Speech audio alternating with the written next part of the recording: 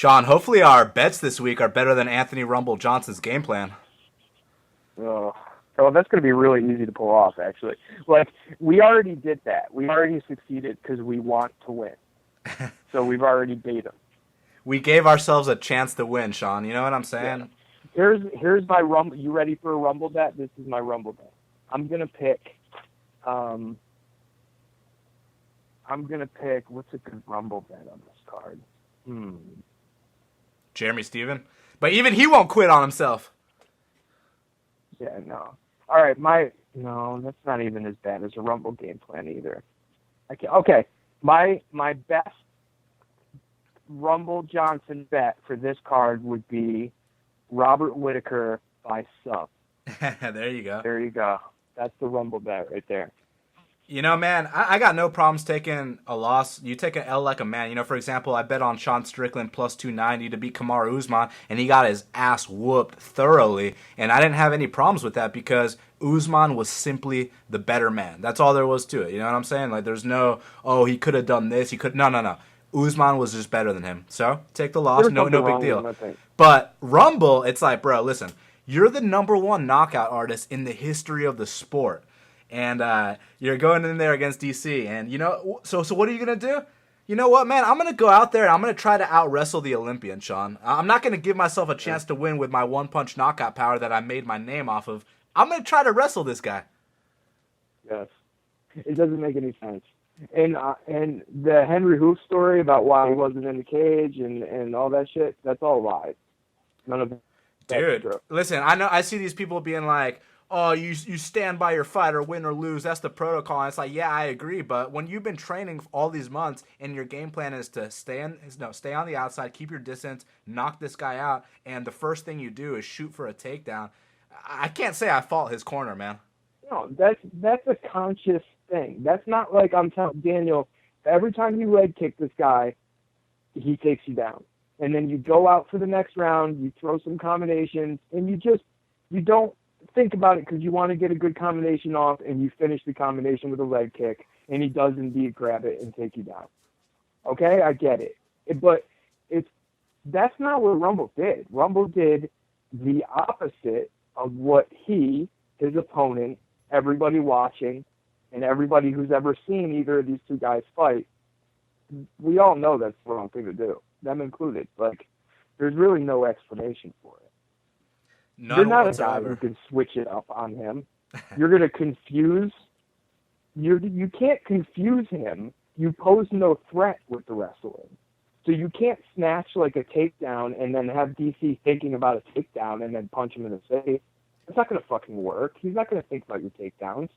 The best thing that he wants you to do is grab him. He's like, please grab me. Because I can turn you around and take you down and choke you. You know what's the saddest part about it? Is that what? All of it. Fuck. He did better in the first fight. That's the saddest part about it, Sean. That is kind of weird. It's true, though. But you know what, man? That Chris Weidman versus Mousasi fight, I'm kind of bummed it got stopped because for me, dude, I was thoroughly entertained. Like, it was turning into fight of the night from my perspective. Now, I want to know from your perspective, man. Did it seem like a finish was materializing for Mousasi, or was it simply just they stopped the fight in the middle of the fight? I don't think that, I can't think you're an asshole if you go Mousasi was going to finish in that fight. But to me, when I'm watching it, I feel like he would have pulled off that round and ran away with it in the third round and won a 29-28. I don't know about finishing, but, tagging him and then jumping on him a couple more times, he probably could have finished him. But the whole knee situation, that wasn't – he didn't look hurt. Part of it is I guarantee that he's worried because he got kneed there, which is connected to his neck, which is connected to the same spot that fucking Noel kneed him. I get that. So he's going to try to play that up. And then he did play it up, and then he dug a little hole for himself, and by the time it was time to get out of the hole, it was too late. You know what I mean? That's his fault. It truly is, man. But you know what? That fight was so good. I mean, he got on top of Mousasi. He full mounted him. He rocked Mousasi. Mousasi rocked him. I mean, dude, I was just loving that fight. So I really hope that they get a chance to run it back, man, because I want to see what happens. You know what I'm saying? I want to see that fight go, as long as it's supposed to go. I mean, Mousasi's going to be frozen as the number 3 or number 4 guy forever. You know what I'm saying? Like, Jesus Christ. Oh yeah, he didn't put away Weidman the way people expected him to. I'll tell you that right now. No, that whole fight is going to be 100% forgotten about. Like, there's really nothing to take out of that fight. That was a bizarre ending. We knew that Chris would single leg him a couple times. You know what I'm saying? But that's not the fight. That's not the whole deal. It could have been. He could have single legged him enough to win every round, really. You know what I mean? But we don't know. Man, we were on track to win a controversial split decision, so my heart's broken about that, Sean. I salivate at the thought of the split decision, Sean. But let's start the show, man. Let's do this shit. Go ahead. There's only one decision that mattered, and that was Will Brooks' decision to watch himself on the screen. Dude. And I mean, it's not just him, getting choked out. The dude he got slammed by Dubronx. He gets inside tripped, and he gets double underhook slammed. The slam was pretty crazy, actually. Like, I was like, wow. That's a little skinny-ass, wormy dude just picking up this big fucker and dumping him like that. That was pretty cool. Where does Will Brooks go from here? He had no response. He had no response for it. He was just like, why did you do that? And then he like, I'm going to get back up. See? Oh, dude, she fucking, again. Oh, my God. He was like, all right, Will, stay calm. Look cool. Look cool, buddy. You're all right. No, you're not. Yeah. I think that's the end of the road. I mean, we said it. The dude's not even top 20 in the lightweight division. He's a product of hype, and it got exposed now. So, I mean, you think they're going to give him another chance? Because the dude's expensive, man. Will Brooks ain't cheap, man. One more.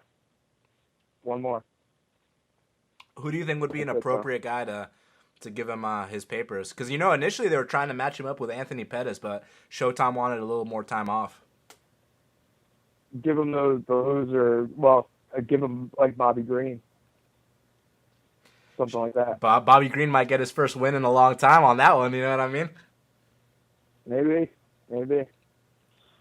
Oh, whatever. He's a bust just mentally. That's all. I mean, Bobby Green, he brushes his shoulders off and stuff like that, but even Bobby Green isn't looking at himself on the big screen. Bobby Green doing that to you doesn't work worth a shit on the majority of people. That kind of stuff does work on somebody like Will Brooks, because Will Brooks will try to do that as well.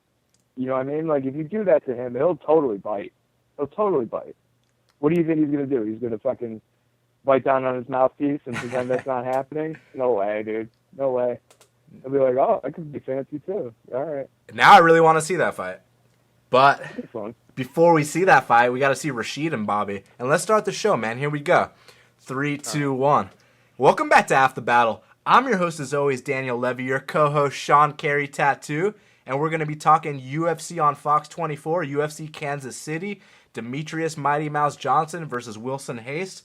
And Sean, DJ is attempting to tie Anderson Silva's record for 10 straight title defenses. And, it's kind of bittersweet, man, because part of me is like, man, I didn't think anyone was going to do this for at least 10 years.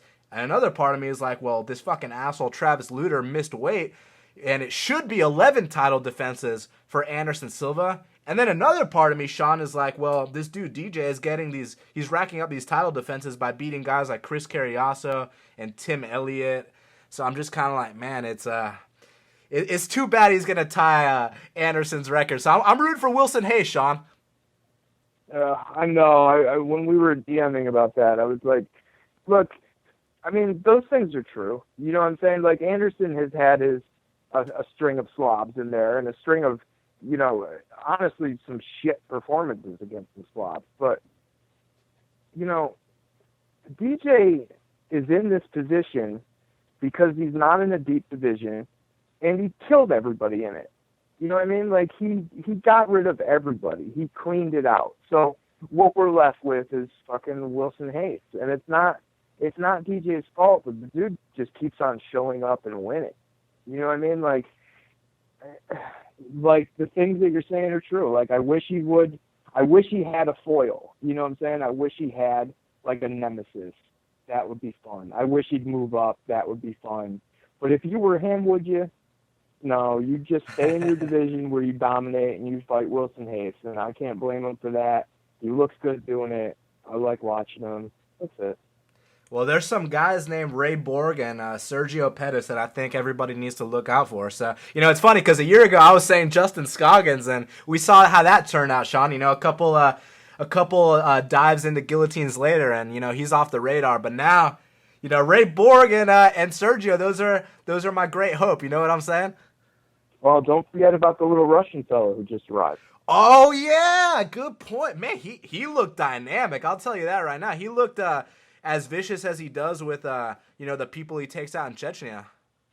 Yeah, he's a monster, dude. He's a monster, and he's a smart one. You know what I'm saying? Like he saw that there was risks with Lausa. He saw that there was risks there. So what is he going to do? He's just going to dump him and stay on top. That's it. Okay, good. Win. Go ahead. That's what I like. And that's what we were talking about last week. Is this guy a veteran? Is he a veteran debuting in the UFC? Pretty much. So he's going to fly through this division. You know what I mean? Like, all he's got left is people that have been picked off by other people on their way up. But he'll be, Benavidez level very soon. And speaking of veterans, how about Desmond Green winning his fight all 3 rounds standing? Yeah, dude. That's what I'm saying. Like, remember, like who is Josh Emmett exactly? There you go. That's it. Just a middle of the road guy when he came into it. When it came down to experience, when the other guy wasn't going to be rattled, Emmett got gassy. The overhand alpha male right wasn't working. What was left? The wrestling wasn't going to get it done. So there you go. You know what I'm saying? That not a bad fighter, and Des Green is not a great fighter. But that line in retrospect, what are you doing? Indeed. And, dude, speaking of what are you doing, we got Aljamain Sterling. He's minus 215, and the comeback on Augusto Tanquinho Mendes is plus 165. What are you thinking, Sean? I am thinking that I have a bet on Aljamain Sterling. I think that I know that you like Mendes a little bit. I don't think that Mendes won his last fight. Really? I don't want to. Yeah, it was Signs, correct? Correct. Interesting. All right, just making sure I didn't miss one. But the caveat there is that I did have a bet on Signs, so it's not like I was like, this is a robbery or anything. But bro, Strickland beat Usman, bro. Well, I mean, that wasn't close. Like, Signs is at the bare minimum. That third round the fight was completely on the table in the third round. And that third round was close. Yeah, so I don't think he has much going on. I think his striking is rudimentary. I think he's pretty stiff still. And for all the talking up of the jiu-jitsu, okay, well, you're going to have to show me. You know what I mean? Like, you haven't shown me. And Aljo, again, it's super questionable. He's right on the cusp. I think he probably could have won that last fight. This guy, I think he's mentally strong. He has all the physical tools. His striking did actually look a little bit better last time. And at the very minimum, he is in touch with the idea that he could be okay with kind of like a shitty outside, miss a lot of kicks, Phil Davis type attack until it comes time to go chest to chest, and then he can do real work. That's not bad. And honestly, his punches look pretty good. He did tag with his face a couple of times. Okay, you know what I'm saying? He's getting better, but he's not going away. And you give him an Augusto Mendes thing because you think he's on the way down. That's the way this fight feels, and that's the way this matchup feels. Like, let this guy who could be good because he's such a jiu-jitsu whiz make something off of a fading name while that name is still a name. This is when you see this kind of match happen. This is not that situation. I think Aljo is head and shoulders above Augusto Mendes. It will always be. I think he's going to look better again this time around. I think he can probably stay outside and kick, stay outside and be faster and land punches, And if they do clinch and it does go to the ground, I bet you he can outstrength them and stay on top. I'm not worried about him getting subbed. So I have Aljo in a parlay. I like him to win a decision, if not a late stoppage. I think I'm going with Augusto Tanquinho Mendes here, man. And I disagree with you saying that he didn't show much in his last fight because, I mean, he was dropping Frankie signs all over the place, man. I mean, I was like, damn, the dude's got power too. The thing I'm worried about is the lack of experience, because he's only 6-1, but at the same time, he's already been in there with the champ. And yeah, he did get stopped in the first round, but it was an early stoppage. Not saying that he wouldn't have got knocked out if they would have let it continue, because I do believe Cody would have won no matter what. I'm just saying that he wasn't actually knocked out. He got dropped and then they stopped the fight. So dude was never actually out cold. Then he comes back against Frankie Saenz, and Frankie's a D1 wrestler. Tanquinho was taking him down, man. I was like, damn, dude can take dudes down too. And obviously the power that I mentioned. Now, I don't think the decision was controversial at all. I felt like Augusto won the first and third. And, that's a 29-28. So, yeah, he won that fight. Now, in this specific matchup, the way I see it going down is that Aljamain's in love with his kicks, man. He loves that distance. He loves to throw his kicks. He doesn't like a real, gritty fight. He likes it when it's pretty, it's on the outside. He gets to fire off his kicks. And with, some of these scrubs he's been fighting, he's able to take them down and do all kinds of crazy shit to them. But you're not about to go take down this Brazilian Jiu-Jitsu world champion and full Nelson him. You know what I'm saying? When you take his back, that's not about to happen here. This is about to be a striking match. So in a striking match, here's my question. Can Aljo keep that distance and keep Augusto away from him? Because Augusto closes that distance, man. He's got the heavier hands here, no doubt about it. And also, he is going to eat a couple kicks, but I think that eventually he's going to start to check those kicks. And with Aljamain, you said he's mentally strong. And I agree, he's mentally strong compared to someone like Rose Namajunas, but I don't think that he's like, Frankie Edgar mentally strong. And the place I'm trying to go with that is that I think Aljamain does really well when he's ahead. I don't think he does really well when he has to battle adversity. And a perfect example of that is the Brian Caraway fight.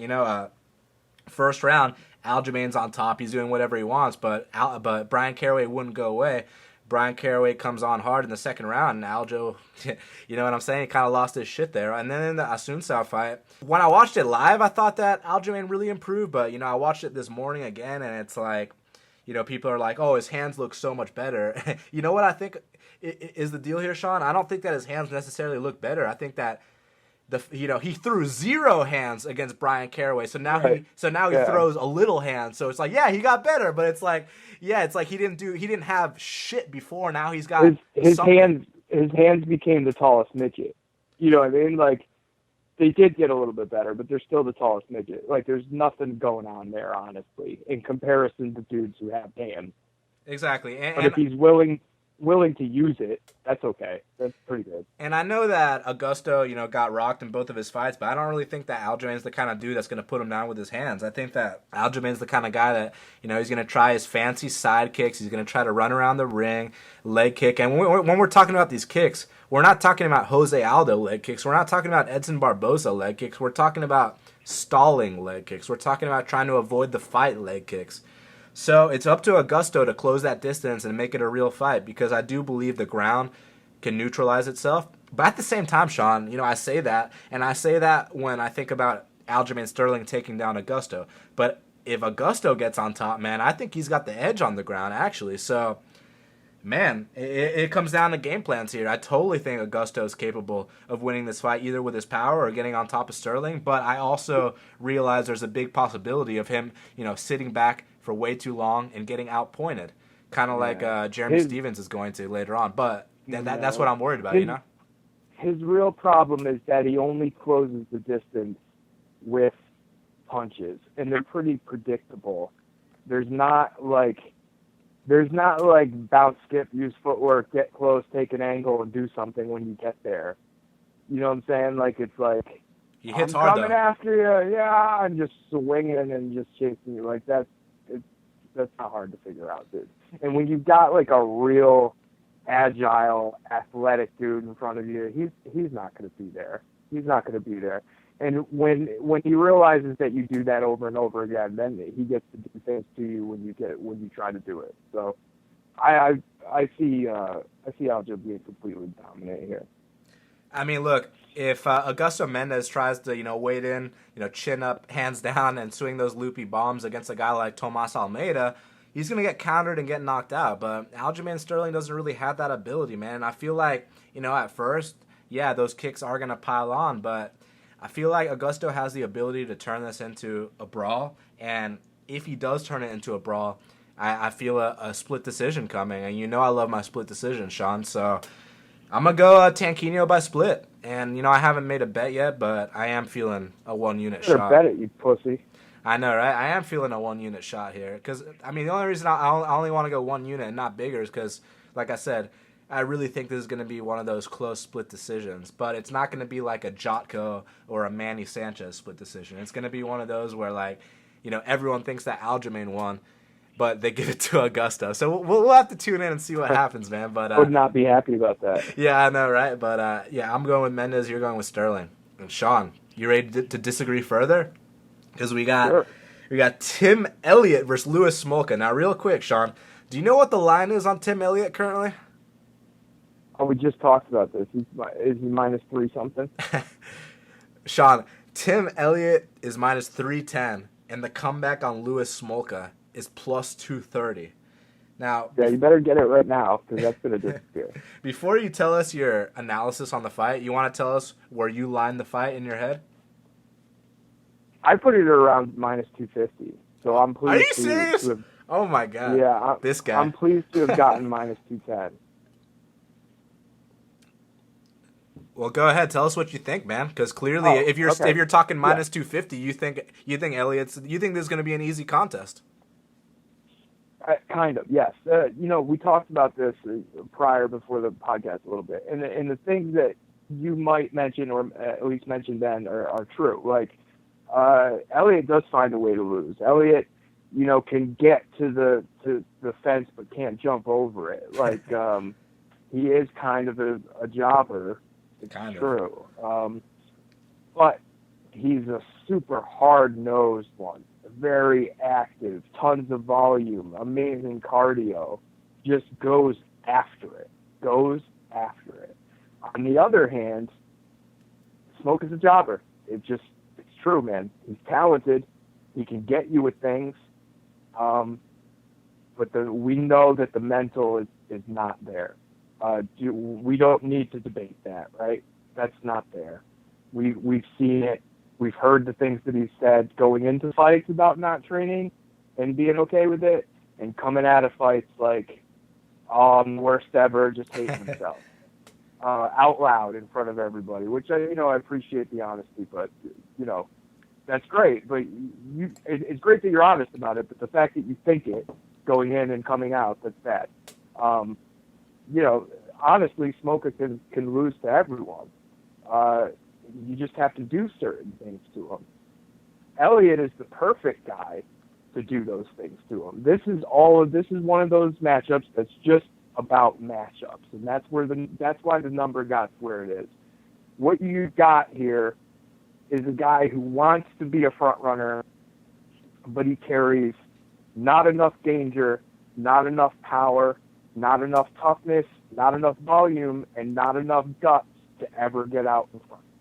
Every time he does something, Tim does it back. Faster, harder, and longer. Able to do it longer. And that will continue, and that will continue, and that will continue. So if these guys are scrambling and wrestling, and Elliott comes out on top of almost every scramble, or is on bottom for a second, scrapes out of a submission, gets on top, and starts pounding them, how many of those instances need to repeat before we see Smolka's mental issues show up? Not a lot, I think, okay? The things that you can count on here is that Smolka, when you do enough to him, he'll kind of go away. And you can count on Elliott not ever going away. That's good enough for me. I loved -210 in this spot. Not saying that Elliott is a world beater going forward, and not saying Smolka is getting cut going forward. I'm just saying this matchup in particular, horrible for Smolka, because Elliott is just too goddamn hard-nosed. Just too rough, man. Too rough, too much volume, too much try. You know what I'm saying? Too much try. Smolka, just not enough try. against anyone. So Elliott minus 210 in a parlay. Somebody else. Oh yeah, is that all you got, Sean? That's basically it. Yes, it's guts and nuts versus not a lot. Well, a lot of you guys that have been listening to Half the Battle over the years know that, I've had Louis Smolka on the show back when he had 200 followers on Twitter. Now he's got 19,000, right? So I've been interviewing this kid for a while, and I can tell you firsthand that, I don't want to call him a head case or anything like that, but the dude, it's definitely mental with him, I'll tell you that. And, the best interview we've ever had was this week. And you know why it was the best we've ever had, Sean? Because we didn't talk about fighting. Because I finally learned my lesson not to talk to this dude about fighting. He doesn't like talking about fighting. But he was actually pretty fucking cool, and I talked to him about other shit. But look, man, here's the thing about the mental issues. Going into the Brandon Moreno fight, Smolka was saying shit like, I should be fighting Demetrius Johnson. He completely overlooked him. And he got caught with the nastiest high elbow guillotine I've ever seen in my life, man. I mean, I've never seen a guillotine that nasty before. Even John Jones, even James Vick, even those guys. Like, that Brandon Moreno one's got a special place, man. That was just absolutely beautiful. And it is what it is. And then the next fight against Ray Borg, Borg comes in 5 pounds overweight, and, Louis Smolka gets sick during his weight cut, and he just had an awful performance. That wasn't the Louis Smolka we know. The Louis Smolka that I know, that when he shows up, this is one of the toughest dudes to scramble with in the entire UFC flyweight division. I mean, I was at his UFC debut. He goes in there against a D1 wrestler, and, I mean, he finishes the fight back-mounting that D1 wrestler and basically pounding him out, man. And, with a guy like Tim Elliott, yeah, I understand that, he had a couple of moments of success against Demetrius, so everyone, is all over his dick now. But the reality is that this guy's 2-5 in the UFC. I mean, I get he's excited. Yeah, okay, he does cartwheels. Awesome. Like, cool. But he fucking loses fights. And that's all I give a shit about. I don't care how exciting he is. As a fan, yeah, I love watching Tim Elliott. But as a betting man, I mean, how many times is this guy going to let me down? I mean, against Makovsky, who I believe is an absolute jobber. I think Makovsky's one of the worst guys in the flyweight division. And, Makovsky's great. I think Makovsky sucks. And Tim Elliott goes out there, I mean, that was just... I was embarrassed that I bet on him in that fight. And, I'm not letting the past dictate the future. I'm just saying that history repeats itself. This guy finds a way to lose fights. And what I think is going to happen here is that, he's going to come out doing his wild shit that he does, throw a big combo, and finish it off with a kick, go into a takedown. And I think as soon as the scrambles begin, people are going to be reminded of how heavy on top Louis Smolka is, how scrambly he is. And I don't think that he's not tough like you were saying. I think that his mental issues are one of those things where, like, when he loses, he's like, man, I'm a fucking loser. Man, this and that. But I've never seen the dude quit in a fight before. That's the difference here. You know what I'm saying? Like, I've never seen him... I've never seen an Anthony Rumble Johnson with Louis Smolka. I've never seen, things aren't going his way. All right, he's going to turn over, give you his back, let you choke him out. Like, even in that Ray Borg fight where the dude's sick and, he looks awful. I mean, he didn't quit, man. He's got heart. He's got the Hawaiian spirit. The scrambles get really slow. You know what I'm saying? The scrambles get it. Remember we talked about this when we did the Borg fight. He's got this sellout offense where he's going to do this. He's going to go for this thing, and if he gets this thing, you're in deep shit. If he does not get this thing, he's going to leave himself in a terrible position. You know what I'm saying? And towards the end of the Borg fight, it's like just looking like he was not willing to sell out for it anymore because he sold out many times, didn't get it, and was losing because of it. You know what I'm saying? I think Borg is just special, man. I mean, Borg, one does not simply out-scramble Ray Borg. That's all there is to it, man. Borg is another animal. Borg was able to neutralize him. It is what it is, man. But I don't think Tim Elliott's that guy at all, dude. Like, and also, let's talk about how Louis Smolka puts himself in bad positions, because that's 100% true. But that's one of the things that made his style what it is, man, is that he's known for, he starts off the fight on bottom side control, but then he finds his way on your back. You know what I mean? Like, he puts himself in bad positions so he can scramble his way on top. And I know Tim Elliott's going to leave that opening to get on top of him. And whether we pound him out, whether we choke him out, whether we 29-28 him, I know Tim Elliott's going to give us that opening, because Ray Borg's too disciplined for that. Ray Borg's too good for that. Tim Elliott ain't too good for that, man. Tim Elliott's a risk taker. You know what I'm saying? But he's not a smart risk taker. keep in mind he took those risks and gave up those spots versus the best pound for pound fighter in the world and was okay. Well, I mean, I don't know what you mean by it was okay. He lost. You know what I'm saying? Like, if you bet on him there, you fucking lost. Like, so yeah, I'm sure he'll take those risks here too. But I still think he's gonna lose. Like, well, Mighty Mouse was not able to get him. Is my point. Yeah, but you know what, man? I don't put much stock into that. I'll tell you why. Because how many times have I bet Mighty Mouse inside the distance and gotten burnt? So many. Like, Mighty Mouse, some dudes he'll finish. Some dudes he'll just go the distance with. And it happened to be that Tim Elliott was one of those guys that he went the distance with. I mean, it is what it is. You know what I'm saying? Like, but we're going to talk about DJ here in a bit with Hayes. And I know everyone's eyeing that inside the distance and the under. Be very careful because, you know, he doesn't always finish people. You know what I'm saying, man? But anyways, back to this. Look, I believe that Lewis is going to get the better of the scrambles. You don't. And that's fine. So we're going to have to find out. But look, plus 230, man, for a fight that I line minus 110 apiece.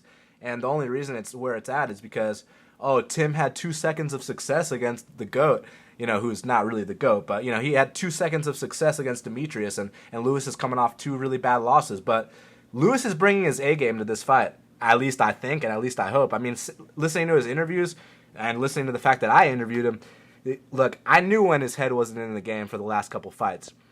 You know what I mean? Like, he was sounding too cocky, you know, before the Moreno fight, and then before the Borg fight, he was sounding too defeated.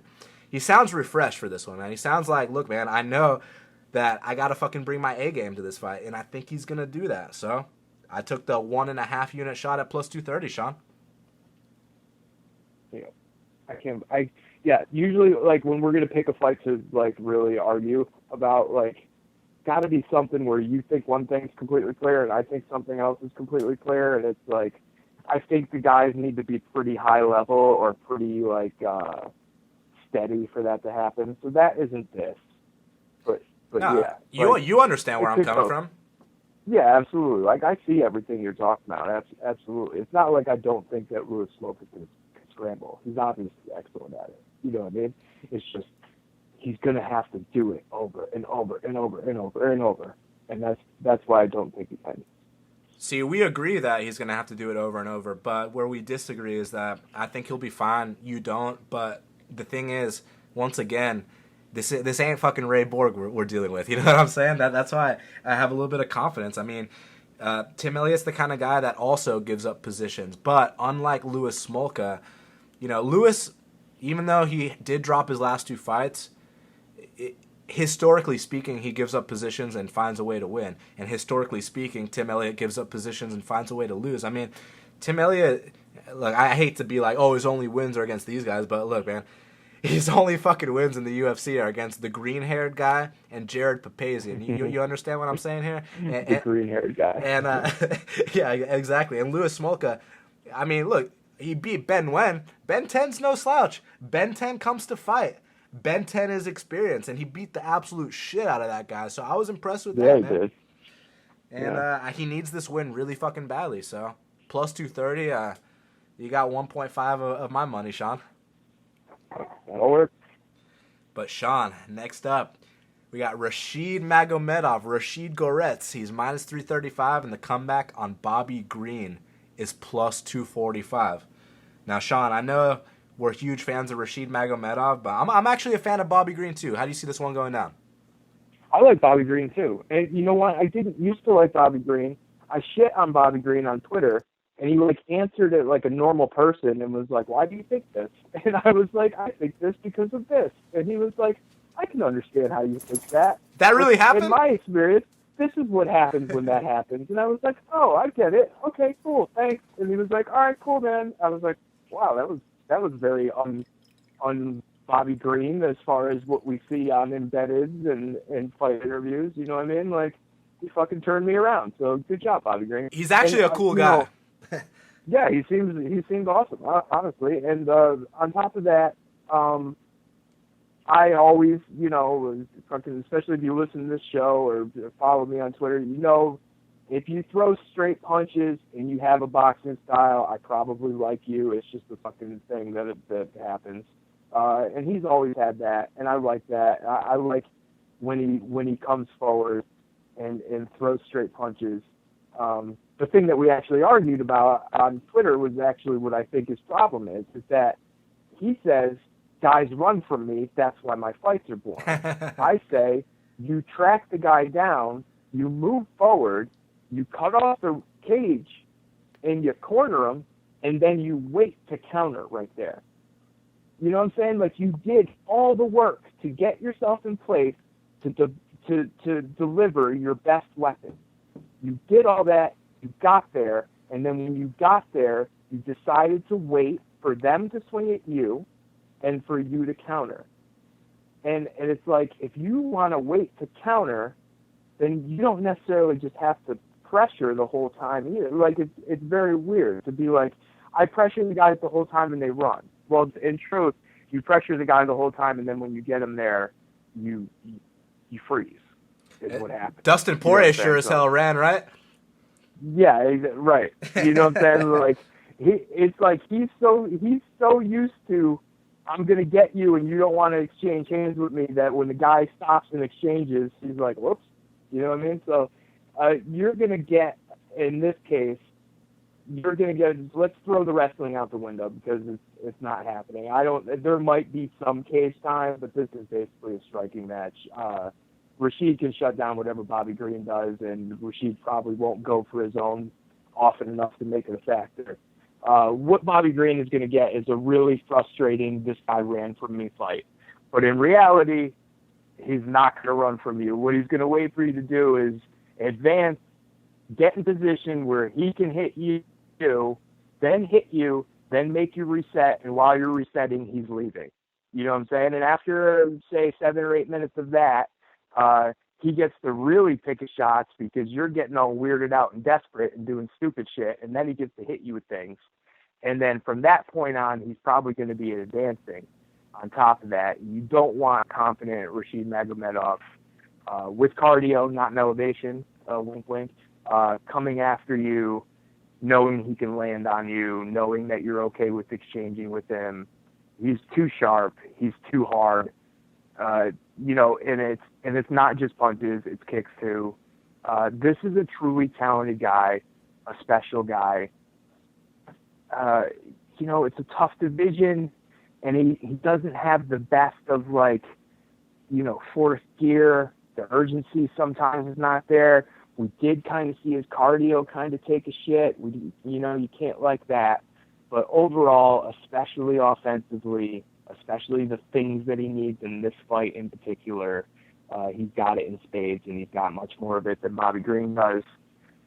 Bobby Green just got completely separated from his senses, and Rashid Magomedov got decisions. This is a good matchup for Rashid Magomedov. I like him to get a wide decision, probably a 30-27, honestly, just on striking and lighting Bobby Green up. And, you know, I'm sure Bobby Green will have his moments, but it's not going to be enough to rattle this fucking guy. He's made of metal. 2 units on Rashid and Tim Elliott. That's plus 103. Man, it's too bad you had to put him in there with Tim, because, you know, Rashid's going to go out there and win, man. You could have picked a better leg, but it's all good. Well, one of us is going to have to learn. But look, Rashid Magomedov, man, I mean, obviously, like you said, calm, cold, calculated, stone-faced killer. I mean, how can you not love this guy? Well, actually, I understand how you can't love this guy, you know, because some people don't really understand what they're watching. But if you understand what Rashid's doing out there, you see a guy that's thinking. You see a guy that's calculated. You see a guy that studies you and picks his shots. I mean, Sean, you always talk about how he noticed that body kick against Gilbert Burns, and then he was like, oh, you're not going to block that shit. I'm about to fire that a couple times, you know. It's just stuff like that. It makes me smile, man. You know, I love strikers like that. And with Bobby Green, I really like his style too, man. I like the fact that, you know, he's cocky, he's got swag, and he talks shit in there. I love that kind of stuff. But the thing here is, man, look, if Bobby was in there against Will Brooks, okay, Will Brooks would totally be affected by the shit talking. But Rashid Magomedov isn't even going to bat an eye. Rashid's not even... Yeah, honest. Daniel, real quick, like, can you think of anybody worse to shit talk than Rashid? You know what I'm saying? Like, that would be like you're shit talking like a robot. You know what I mean? Like, he doesn't even understand why you're doing it. He's just like, this man keeps talking. I keep punching him. I don't know. You know what I mean? Like, he's not going to understand. what you're doing. It's one of those There's things. no personal issue, like, you know what I'm saying? Like, he's not feeling any of those Bobby Green things in there. He's trying to take you apart like a technician. There's no one worse to shit talk. I'm sorry, continue. Oh, it's all good. I feel like it's one of those things where, look, Bobby Green, when he's fighting, he's looking into your eyes. You know what I mean? He wants to, like, get you off your game. He wants to fuck with you. Whereas Rashid, he ain't looking at your facial expression. He's looking through you. He's staring at your chest. He doesn't give a shit what your facial expression is. He just wants to find what he does well and go out there and exploit you. Now, look, Bobby Green, back in the day, the reason his style worked so well is because, man, the dude had some hand speed and he was dynamic. But speed's the first thing to go for an aging competitor. And, you go back and you watch Bobby Green against Pat Healy, and, those first 2 rounds, he put on a clinic against Pat Healy. But there's such a speed difference in that fight, and he doesn't have that speed difference in this fight against Rashid. So I don't feel like those techniques and those strategies and, the shit talking, I don't feel like that's going to work here, man. I feel like, if anything, it's going to work against him because he will have his hands down, which, if you have your hands down against a dude who throws, straight accurate shots, it's not going to go too well. And not only that, but Rashid is the faster guy. And that's a problem with Bobby's style. If you're faster than him, that's going to fuck with him hard, man. You got to be slower than him for him to get off, with that cocky-ass style that he brings to the table, man. So I'm with you when you say that Rashid Magomedov's going to win a decision here. And not only that, man, I love Rashid Magomedov's last fight against Benny. I know a lot of people hated that fight. They thought it was boring. They thought it was ugly. In a sense, it was ugly. It was an elevation. They both got tired. But, man, that fight, for me, was really fascinating, man. The clinch exchanges and the fact that they had a battle through the Mexico City elevation and both guys still wanted it. Both guys still wanted the win. Dude, I fucking love fights like that. But this is going to be a completely different kind of fight, man, because Bobby's going to walk forward, hands down, he's going to brush his shoulders, act like shit ain't happening. But shit's going to keep on happening, and there's eventually going to be a point where he can't act like nothing's happening anymore. You know what I'm saying, dude? You know how Will Brooks looks up at the screen? Bobby Green brushes his shoulders and is like, nah, dude, nah, pussy. Is that all you got?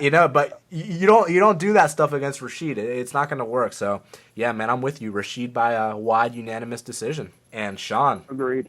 We've been waiting for this guy's debut for a while. We've been talking a lot. We got Tom Quinoa. He's minus 420, and the comeback on Patrick Williams is plus 300. Now, it's kind of funny, man, because, look, the way people talk about this kid, Tom Quinoa, I mean, they're saying shit like, this guy's a future world champion. They're saying today he could beat Tomas Almeida. Like, they're hyping him up like that. Now, for me personally, I wouldn't go that far. However, the kid is really good. You can't deny that. The kid is special for sure. And that not only just in his techniques and his athletic ability, but I mean, there's pictures of the dude doing a full split. You know what I'm fucking saying? Like, you don't just do a full split unless you're serious with that shit. Like, you recall those pictures of Crow Cop, man, where he's doing that full split? Like, Tom Quinoa is one of those guys. And when you talk about Patrick Williams, man, I mean, it's kind of funny because last time I broke down one of his fights, 10 years ago, when he fought Alejandro Perez, I was like, man, Patrick Williams, no disrespect, but he probably is the worst guy on the UFC roster. And then he goes out there, he uppercuts Alejandro Perez and chokes him out in 20 seconds. So I kind of ate my words there, man. But, I mean, I stick to what I said, man. I really do think he is one of the worst fighters on the UFC roster. I mean, you watch his fight with Chris Beal, and it's the ugliest takedown attempts you've ever seen in your life, the ugliest striking you've ever seen, and obviously, you know the result. He got KO'd stiff. So, one thing we can agree on is that something crazy is going to happen here. You know what I'm saying? Because, look, both of Pat Williams' fights were crazy endings, so I don't see why this would be any different. The only thing is I see Tom Quinoa, getting off on his strikes and putting this kid away. I mean, the thing I like about this kid, Quinoa, is, his awareness in the pocket. Good head movement, mixes it up to the body, does all the things I like. But you got to get that UFC experience, man. You don't just come in here and, win the title on your first fight. You know what I'm saying? You got to pay your dues. And paying your dues starts with beating a guy like Patrick Williams. And, man, if Tom Quinoa goes out there and lays an egg, oh, my God. You know what I'm saying? Because the hype this kid has is through the roof. However, I don't think that'll be the case. I think he's going to go out there, he's going to pick his shots, he's going to stuff some takedowns, and I think he's going to brutally put away Patrick Williams. So, yeah, I got the Frenchman. I got Tom Quinoa for the victory. I've got Duquesnoy as well, and I've got him in a parlay with somebody later in the card. For anybody who's listening to this, but you don't want to go look at every fight, when everybody is on somebody's dick and we don't really know too much about them, even though this guy has fought actual couple names, but like that time he got finished by Makwan Amirkhani. Let's not talk about that. That's basically it. Yeah. I go hunting for this guy, and I really want to see that he sucks. Because I don't like that. You know what I'm saying? Like I don't like everybody just buying all this stock when we don't really know anything. And I tried hard to think that he sucks, and he doesn't suck. He is good, and he's well-rounded, and he does all kinds of fun things. He doesn't really seem to have any major deficiencies, even the things that seem to have given problems in the Amirkhani fight. I don't even know if that's the right way to say it. Like, it was, a pretty crazy exchange, and Makwan Amirkhani is good at those kinds of things, and he got caught. Okay. And he was just a kid back then, too, so we'll give him a pass. Right, and it's a while ago. Duquesnoy, where we still don't know things, seems to be the real deal. The hype seems to be well-founded in this case. I mean, we're going to find out. And when I'm looking at this fight, what it does, like, instantly, the Amin Sahabi fight pops right in my head. This is the same deal. This is like an opportunity. You're not even gonna put this guy up against somebody where if he lays an egg, he's gonna lose. It's like you're putting him up against somebody where he's got even a little bit of room to lay an egg. You know what I mean? Yeah. Like, Patrick Williams is indeed bottom of the barrel. Patrick Williams is going to be dangerous with big punches for a couple minutes.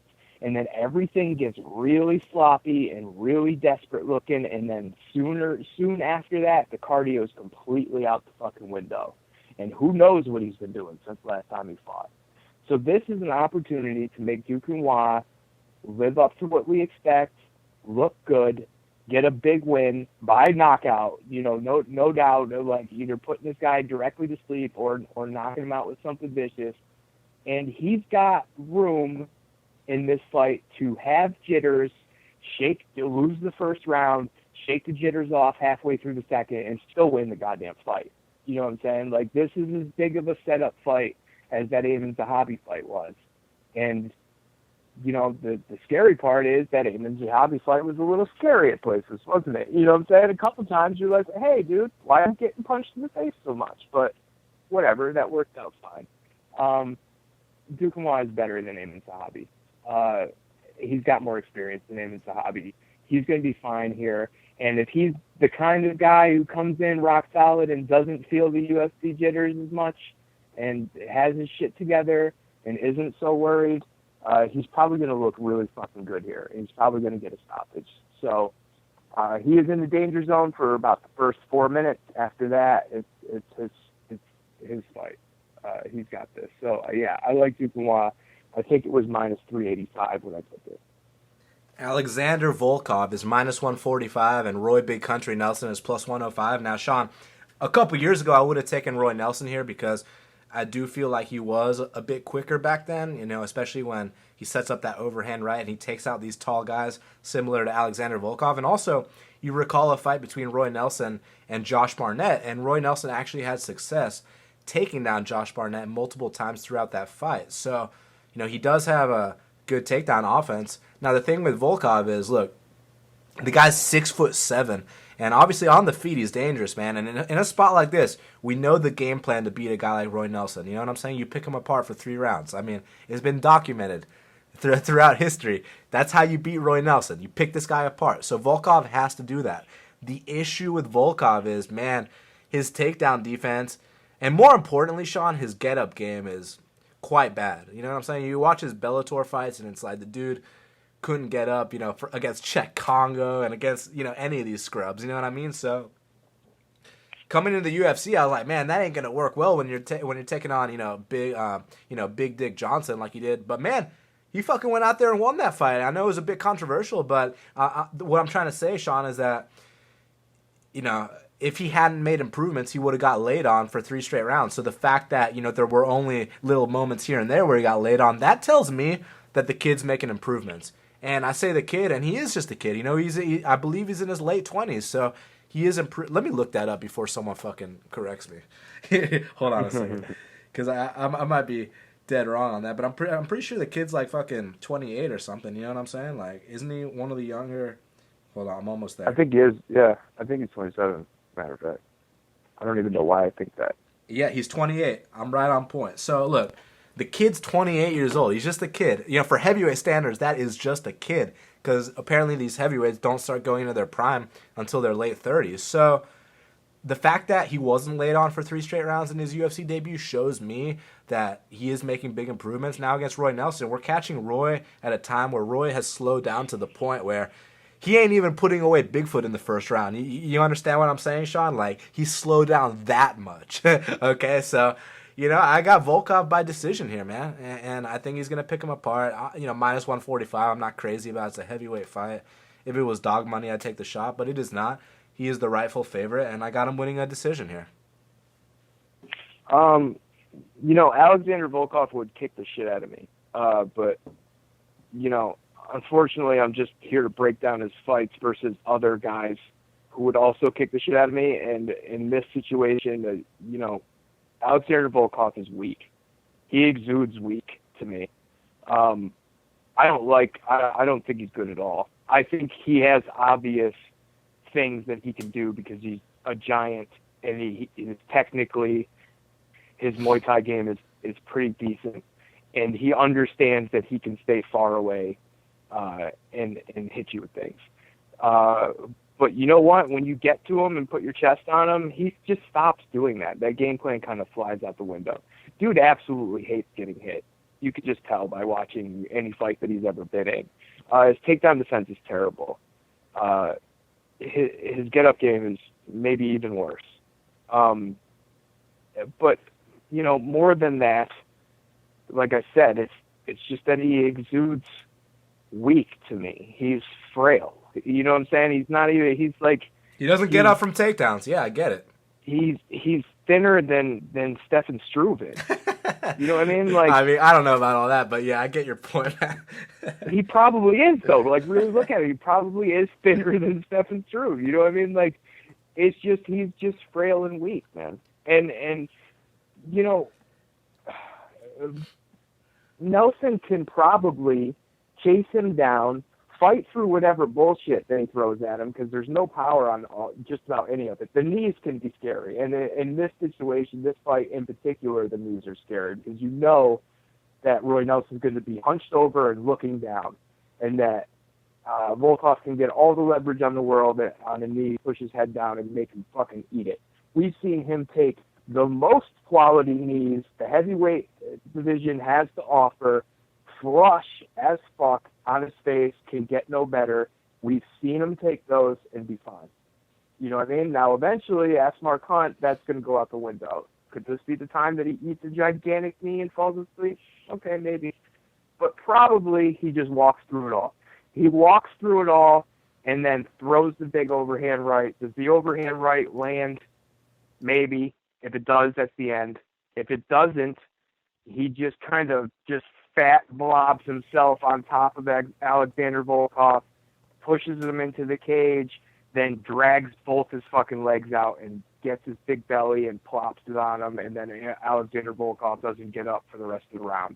You know what I mean? So what I'm looking for is a plus 130 zone for Roy Nelson inside the distance. That ain't happening. I'm undecided whether that's an actual play because of all the scary fights in a row where Roy Nelson seems to want takedowns instead of landing gigantic punches. I'm a little confused by that, but if he tries to do that again, he's going to be successful with it, and then he'll continue to do it. And can he stop Volkov from top?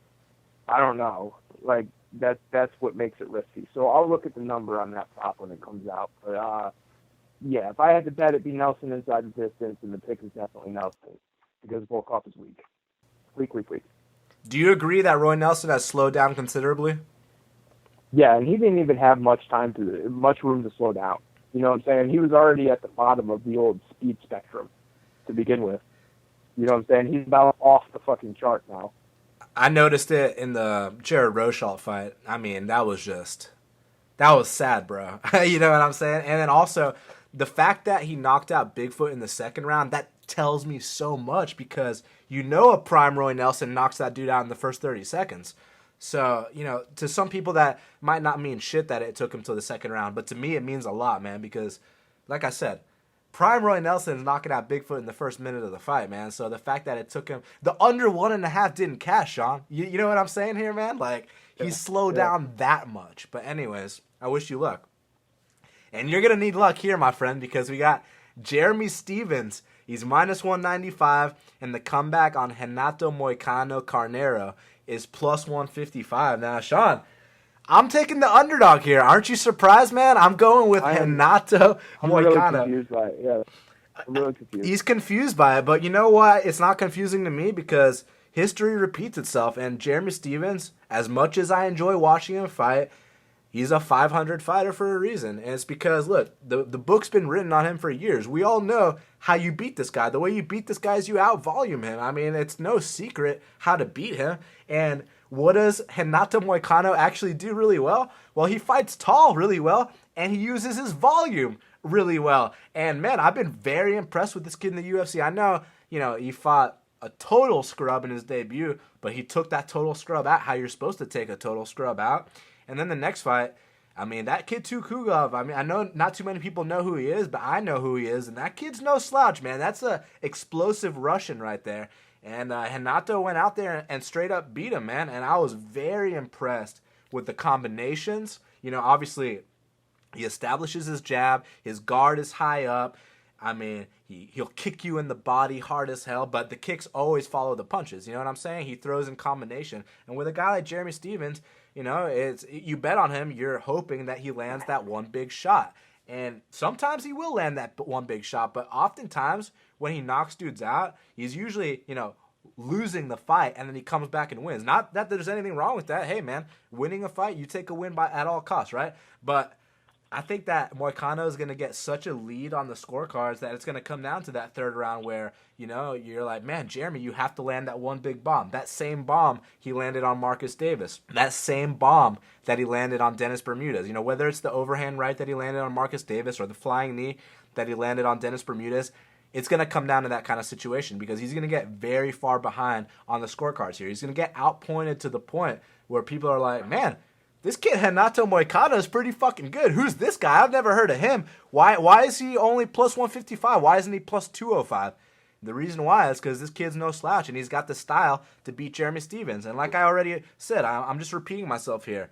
The book's been written on Stephens. We know how to beat this guy. You out-volume him. That's all there is to it, man. It's pretty simple to me. And I know you're going to talk about, you know, what about the wrestling? What fucking wrestling? I mean, since when has Jeremy wrestled dudes? I know against Elkins, he stuffed the takedowns, but look, when you're fighting a guy like Elkins, and, you know, if you're Jeremy Stephens, that's just a style matchup thing. You stuff the takedowns and you land the harder shots because you're Jeremy Stephens, but this isn't that fight. Renato's not about to be shooting for takedowns and trying to clinch him. He's about to keep his distance, pop, circle, and he's going to pick apart Jeremy Stephens and win a unanimous decision. So, yeah, I'm going to put 2 units on it.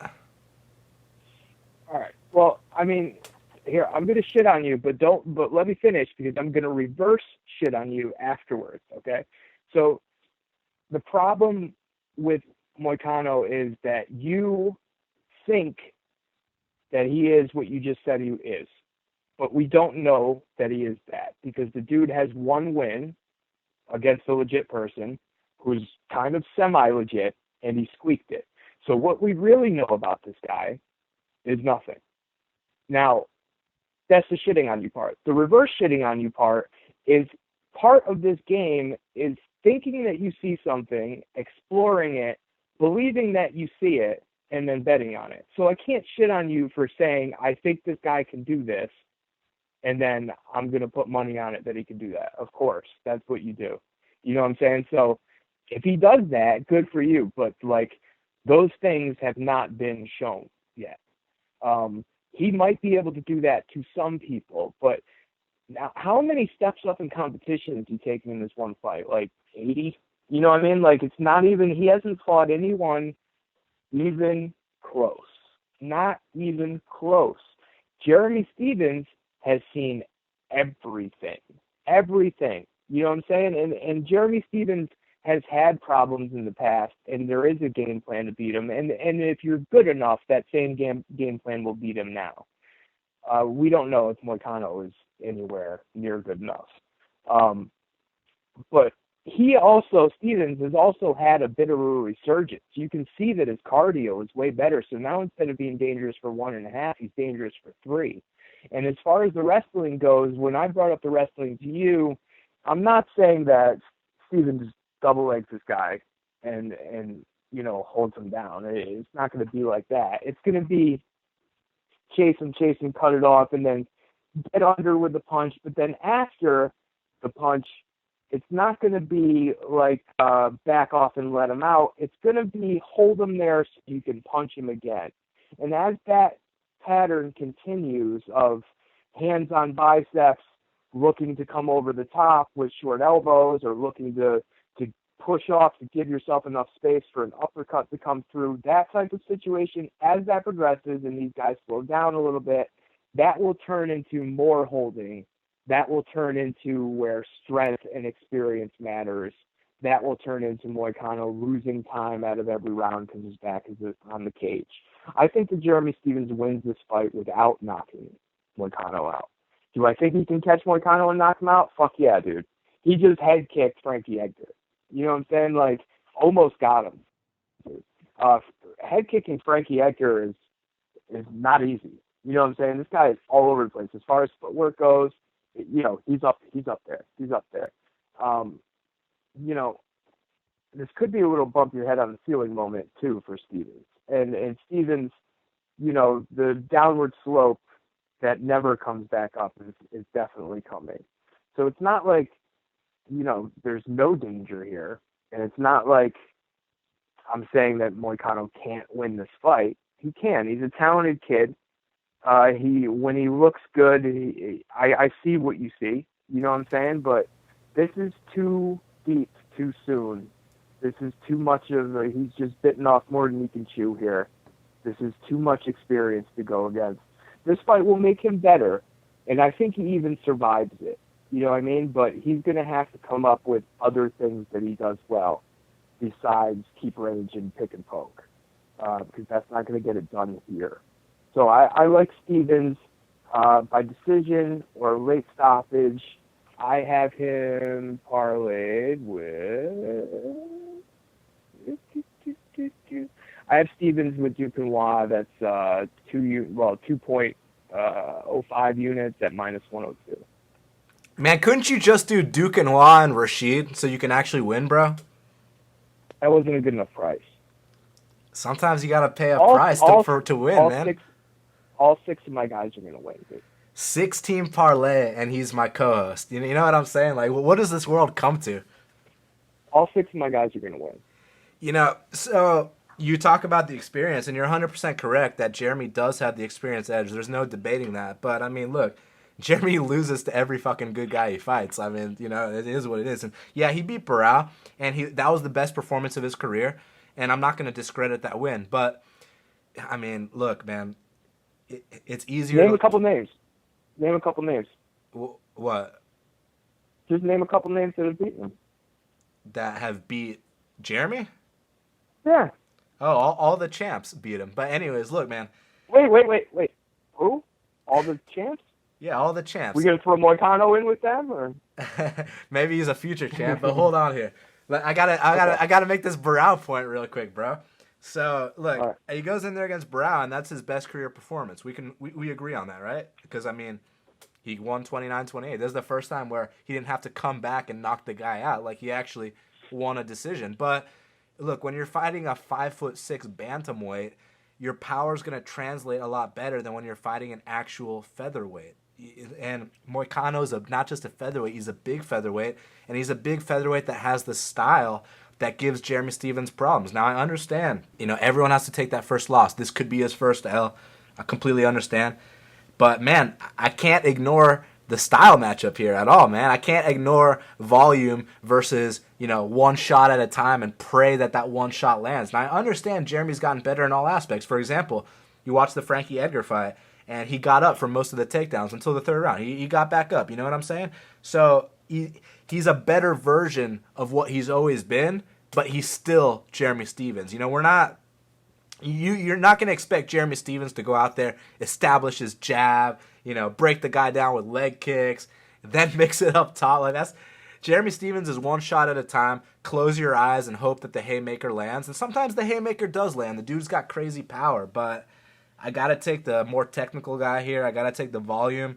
And, I'm just feeling the style of Mykano over Jeremy all day. So we're going to have to see. Fair, but he is supremely untested. I agree. I mean, look, it's true. I can't deny that Jeremy's fought the better competition. But Jeremy's lost to every good guy he's fought. Like it's not like Jeremy's out there beating these guys. He's a 500 fighter, man. The book is out there on how to beat him, and Nato Moicano has the style to beat him. That's why I want to take that shot, man. I mean, you know what I mean? Because look, you look at a guy like Brian T. City Ortega. Look at the guys he's beating. Yeah, I get that Diego Brandao and Clay Guida. They have so much more experience. Look, Clay Guida's been in there with. Clay Guida beat RDA. Clay Guida beat Pettis. Clay Guida's beat fucking Nate Diaz. And Brian T. City had, 2 fights in the UFC? And he goes out there and knocks him out. I'm just saying that. Just because someone has more experience doesn't mean that they're automatically going to win the fight. It comes down to the style matchup as well. And I believe... That's absolutely valid. That's absolutely valid that Moicano could be good enough to be a guy who's good enough to be Jeremy Stephens. And he could be on a sharp upwards arc that we don't expect him to be on, or in this case, you expect him to be on. That's completely true, because shit like that happens. But more than likely, in most cases, when there's this big of an experience gap, the guy with the experience wins. I'm not going to debate that. I mean, you're right. I mean, there's a reason I'm not going to max bet something like this. 2 units, and I'm really feeling the style matchup on this one, and that's all there is to it. If he gets caught with a big shot, I take my L like a man. That's all there is to it, Sean. But man, I'm feeling that volume over that one shot. Fair enough, man. Fair enough, because that can absolutely happen. Indeed, and it's just not gonna. Well, you know what? If I'm gonna be wrong about that, I hope I'm at least right about this, because we got Ronaldo Jacare Souza. He's minus 230. The comeback on Robert the Reaper Whittaker is plus 190. Now, Sean, you already know I took that 3-unit shot on Robert Whittaker at plus 205. Now, whenever people tell me that I'm crazy for betting something, or they say that, you're biased, you're a fanboy, you're this, you're that, I fucking love that shit, bro. I thrive on that shit. I love it when people tell me I'm crazy for playing something and they disagree with me. Because, dude, when people start agreeing with me and they're all like, man, I'm going to bet that too, I get fucking worried and nervous and shit, man. But now You've got to be super worried right now. You've got to be real worried then. I'm worried about something else here, man. What I'm worried about is this guy named Jacare getting on top of us. I mean, because look, Jacare on top of anyone is a legit game changer, and no one can deny that. I mean, that's all there is to say. So, I can't max bet a guy like Whittaker, because I understand that Jacare on top is a game changer. But the fight starts on the feet, and I feel like there's such a significant advantage on the feet for Whittaker here. I feel like I don't feel like he's the younger guy. He is the younger guy. He's 12 years younger. But look, he's faster. He's more fluid. He's more agile. He's more powerful. Jacare's he's not as chinny as fucking Keith Jardine, but he's a little bit chinny, man. I mean, you know what I'm saying? What's the name of the dude that knocked him out a million years ago? The dude that Sabah Homasi recently knocked out? Patina. Dude, fucking Patina knocked out Jacare back in the day, and obviously Yoel Romero spinning back-fisted him. So the dude can be dropped, and, some people say that Tim Bosch rocked him. Up kick. Oh, yeah, Mousasi knocked him out, too. Now, the thing is, man, people say Tim Bosch rocked him. I'm not quite sure about that, if that really happened. Yeah, Tim Bosch landed a shot, but it's not – Tim Bosch didn't really rock him. And he didn't rock him the way that Robert Whittaker is about to rock him. Now, Robert Whittaker has a 94% takedown defense, Sean. Now, people are going to be like, oh, but who's he defended takedowns against? I was like, yeah, it was against Derek Brunson. But look, here's my thing. The technique he displayed while defending those takedowns reminded me of Jose Aldo. And I believe that Jose Aldo has the best takedown defense in UFC history. And the technique that Robert Whittaker showed reminded me of Jose Aldo, man. I mean, one thing that Whittaker's really got going for him is that he's a real athlete. So right away, I mean, his reaction time is on point, and he shows the proper technique when he's defending the takedowns. He pushes down on the head, he swims in for the double underhooks, he pulls his leg out, he turns the corner, and then he starts to bomb on you. You know what I mean? It really reminds me of Jose Aldo, and that makes me smile, man, because with a guy like Jacare, dude, he's going to be shooting halfway across the octagon. We're going to sprawl on this guy. We're going to get out of there. And I'm not sure if there's going to be a moment, you know, like with Amir Khani where, you know, after so many takedown attempts where he's down on one knee kind of looking at him like, fuck, what do I got to do? Because I do believe Jacare is a super mentally tough guy. And the only proof I need of that is the Yoel Romero fight where he gets dropped with a spinning back fist. He's wobbling to his corner between rounds. And then he goes out there and tries to win in the next round. So Jacare is a very tough guy. I'm not debating that one bit. And also I'm not debating what happens if Jacare gets on top.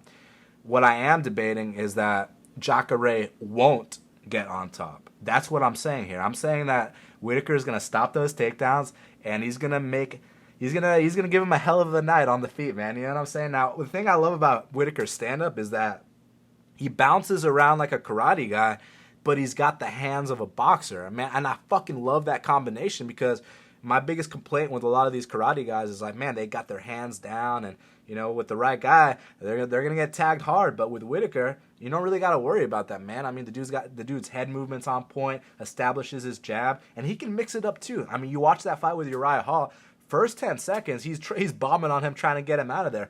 Then you watch a fight, you know, between him and Rafael Natal, and, man, he showed me that he can pick someone apart for 3 rounds too. And if he didn't get the finish, he wasn't getting, you know, discouraged or anything like that. Now people are going to be like, well, why didn't he finish a guy like Rafael Natal? And it's like, dude, he was dropping him all over the place. He fucking embarrassed Rafael Natal. So to me, it was just a disciplined performance. And he beat him up to the point where Tim Bosch only needed a minute to take out the remains. You know what I'm saying?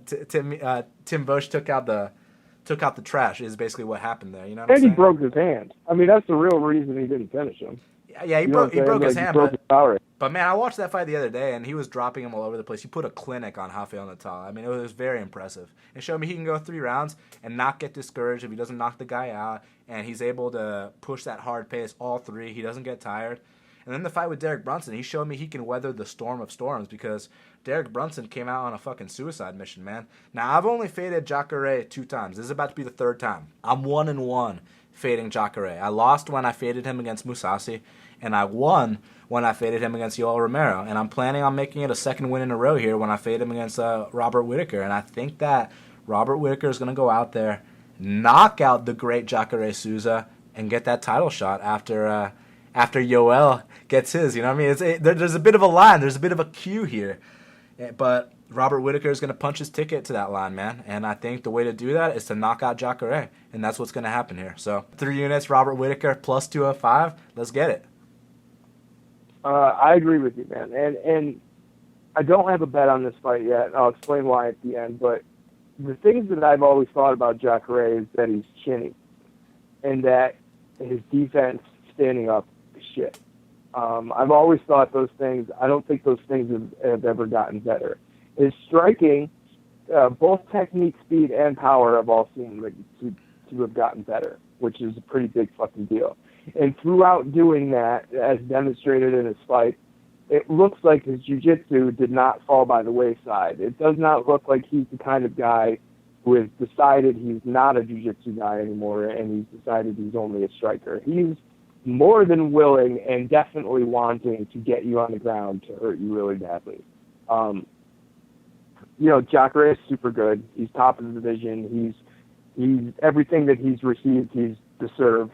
He definitely has those 2 holes, though, in my opinion, and they're pretty big holes, especially in this fight where, they're the other guy's strongest weapons. Like, the things that I've always thought about Robert Whittaker is that he's special, especially his hands, his attitude, his mentality. He's just, you know what I'm saying? You never see him back up. You never. He's a fighter.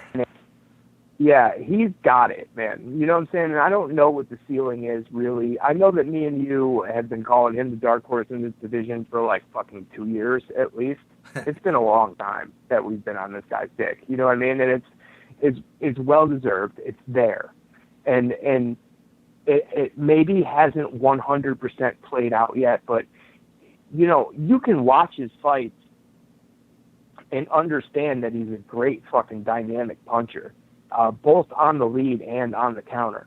You can watch his fights and understand that his feet are great, backing up and being able to punch for power at the same time, as far as and closing the distance super fast. Real kicks, not some bullshit kicks to set up only hands. You know what I'm saying? Like real kicks that he can crush you with. Maybe early we thought he had chin problems. That was a weight class problem that wasn't a chin problem. We've seen it. We've seen Uriah Hall land something on him that would have decapitated just about anybody else, and he ate it like it didn't happen. You know, this guy is pretty tested and pretty strong, and it seems like the kind of guy to me that's going to seize this moment. You know what I'm saying? And I'm not saying Jacare is overlooking him, but Jacare and Jacare's management team, what the fuck are you taking this fight for? What are you taking this fight for? You're taking a super this is nothing. This is the thing that nobody ever does, okay? And sometimes you want to be like, congrats for doing this, dude. But in reality, you should be like, never do this. Never take an unheralded super dangerous guy when you're in line for a title shot. Don't do that. You know what I'm saying? Because if you look like shit against him, everybody's going to be like, yeah, but you look like shit against Robert Whittaker. I don't know if you need to be next in line for that. So you beat him, but you didn't look great because you're not going to look great against him. You know what I'm saying? Like, you can take him down and sub him. Okay, we get it. But if this plays out as a real fight, you're going to get beat up at least a little bit. That's bad for you. You know what I'm saying? Like, he can knock you the fuck out. That's definitely bad for you. And there's not enough name value there to risk everything that you're risking here. This is a terrible move by the people who, you know, are behind the scenes with Jacare. Sean, anyway, you know what? Sorry to interrupt. You know what I think it is, man? I think that they view it as it's another Tim Boesch, it's another Ed Herman, it's another Chris Camozzi. That's what I'm saying. And that's like, where they're making a fucking huge mistake. Does Jacare think that Robert Whittaker is a stay busy fight? Yeah. That's really stupid.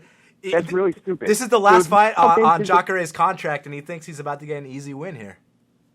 You're fucking stupid. You're dumb. You're dumb. Okay, like, see, I can sit here and go, you're so stupid for thinking that, and then 45 seconds into this, he could be mounted, and then who's stupid? You know what I'm saying? Like, that can fucking happen. So I understand it, but please don't come into this fight expecting this is a stay busy fight.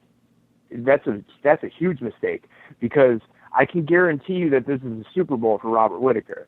You know what I mean? Like, this guy's coming in to beat you, and to beat you badly because he wants that belt. This is a great way for him to get it, is to knock you the fuck out. I think that Robert Whittaker is going to win this fight. The reason why I did not bet Robert Whittaker to win this fight is because, depending on the line, I think that him winning inside the distance is a better bet. And depending on the line, I think this fight not going the distance could be a better bet. So I'm going to wait and look at both of those. I'm not going to get as good of a number as you got on Whittaker, obviously, but I'm okay with that, because I need to see what that inside the distance number is. Plus 190 is good too, though, man. Yeah. Say that again? Plus 190 is good too. It is, yeah, and I'd be fine. I'd be fine with taking it, and I'll play that for 2 units if that's good. I'm having a bet on this fight. I will play it for 2 units if that's what it's going to end up being. It's straight, but I really feel like a shorter bet on inside the distance, basically on Whittaker knocking him out, but I only play inside the distance. That's what I want. I think if this fight goes the distance, it's probably because Robert Whittaker is fighting off submission attempts. And no matter what I think about Robert Whittaker and how high I am on Robert Whittaker, what I don't know is if he can handle anything close to the top game of Jacare. Nobody knows that. We don't know that. we do know that basically nobody can handle the top game of Jacare. You know what I'm saying? There's a couple people who can squirt out of it or survive it when he's tired. You know what I mean? But is anybody going to be surprised if we're going to find out that we got an Australian grappling game that's not really up to par with a Jacare grappling game? You know what I'm saying? That's not crazy. So that's the kind of thing that makes me want to stay away from more units and then try to pinpoint it down to a specific prop. That's what I'm going to try to do. But regardless of all the betting semantics, I think that Robert Whittaker is going to win the fight. I think he's going to win it by knockout. I think he will stuff some takedowns. I think he'll have Jacare coming in from too far away, and he'll walk him into something. And I don't think that Jacare can take a clean left from Robert Whittaker. So, yeah, Robert Whittaker will win this fight. KO, round 2. Man, I love this kid's mindset. I mean, he wants it so badly. There's no, like Rumble Johnson or like, oh, now I'm going to go to the NFL. Now I'm going to go Hollywood. There's none of that.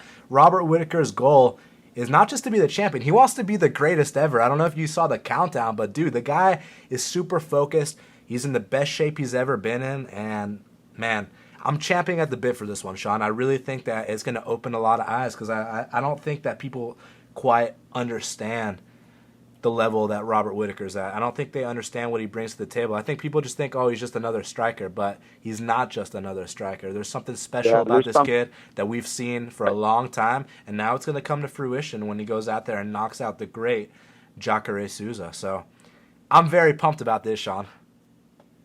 Yeah, it's going to be fun. It's going to be fun. It is indeed. Unless it's not fun. Oh, man, unless Jacare gets on top. Jeez. Jacare on top. Oh, man, you know don't get on top. That can happen. Don't get on top, Ronaldo. But anyways, man, the co-main event of the evening, we got Rose Namajunas. She's minus 142. And the comeback on Michelle, the karate hottie Waterson, is plus 121. And, I mean, Sean, you know how I feel about Rose Namajunas, man. I think she's a front runner. I think she's mentally weak. I think she's got some cool sidekicks and maybe a cool flying armbar and this and that. But when it comes down to the nitty-gritty, when it comes down to getting dirty and getting into a real fight, I don't think she thrives in that kind of situation. And that's why I always look to fade Rose Namajunas. In my opinion, even though I lost the bet, the Tisha Torres one, man, I thought Tisha won that fight. But you know what? Controversial decisions happen, whatever. But I was still onto something. And then I obviously faded her against Carolina, again, plus 215.